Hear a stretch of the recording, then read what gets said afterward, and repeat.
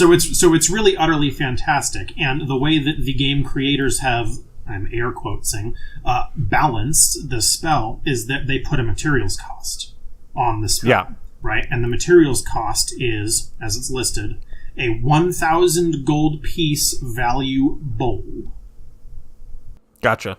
Okay. Now I saw on Twitter earlier this weekend a whole argument that sprung up about this, right? Where you've got players that I think come from a different era of gaming, or you have players that like having this, we wield awesome destructive or constructive powers that are limitless and unchecked. Yeah. That come into this argument and they say, well, I'm just going to buy 30 of these bowls that are 1,000 gold pieces in value each, right? Because Hero's Feast is awesome, and why wouldn't I want to have my Hero's Feast? I'm going to wake up and have my Hero's Feast Wheaties in the morning every single day, right? And I'm an adventurer, I should have that ability. Yeah, and if you're casting sixth level magic, 1,000 gold is chump change for a party that's at the point that they can start casting that. Right, which actually is a whole other thing that we could have a topic of discussion on about gold inflation in these games. Yeah. Let's pin that one for a hot second. Table that. But we'll table that one. The rest of the discussion on the bowls is, do you wake up in the morning and find this bowl in your pocket? Where did this bowl come from? Right? This is right.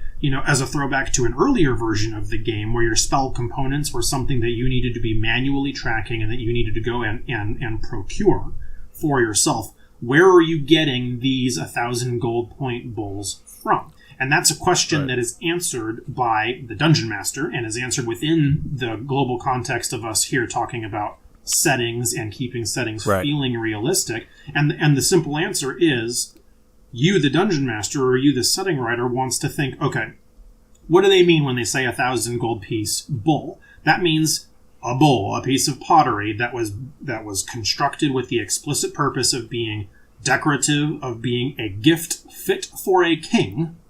Yeah. Which means that people who are going to produce these things are going to be king class, world class potters. Craftsmen. Right? Craftsmen, jewel smiths, right? That are probably, if they're going to be a general level craftsman, they probably were commissioned by a representative of the king or a representative of royalty or something to produce this, and they were handed the pieces of ingredients that they needed. They were handed the diamonds. They were handed the gemstones to produce these things, right? You're not going to be able to roll into medieval Walmart and say, I'd like the 12-pack, I'd like the baker's dozen of 1,000 GP bowls so that I can get my feast on. You know what I'm saying? Yeah. Well, it's actually really interesting that you bring up Hero's Feast in general, because it actually... So I'm in the process of writing 2 campaigns right now. I have one that I'm writing for Starfinder that I'm getting ready to... that'll be ready hopefully in a couple weeks here. And then I've also just started writing another 5e campaign, and one of the things that I've kind of struggled with was because I probably spend more time thinking about food in RPGs than I necessarily should. Okay. But I am a foodie, and there's you can tell a lot about a culture by what it eats.